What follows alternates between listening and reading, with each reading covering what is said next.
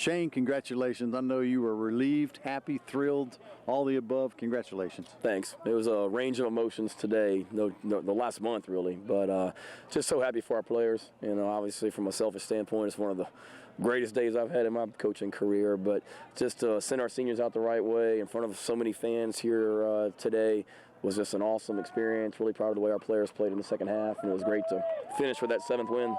Tell me about your conversation with Dad after the game and what he was doing in the locker room. The conversation with him was very brief. It was, matter of fact, good job, you know, and he said good job, and then John Boleyn got up and read a statement from him to the players just about how proud he was of them. And then at the end of the statement it said, I may not be able to talk, but I can still dance. And he went through, I don't know what you call it, but it was one of his better routines, that's for sure.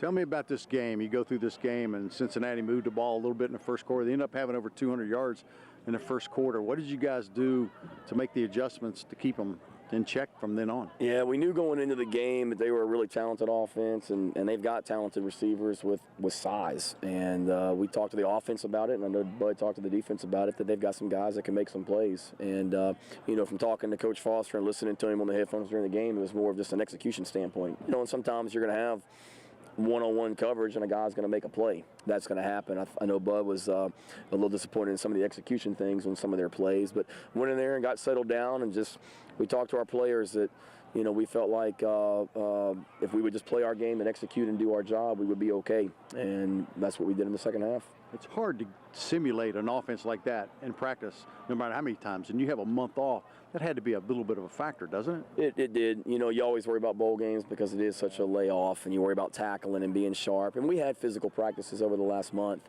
but, you know, they've got talented guys, and they made plays, and it is a tough offense to get ready for, but they did a great job in the second half and kept them out of the end zone, which was huge.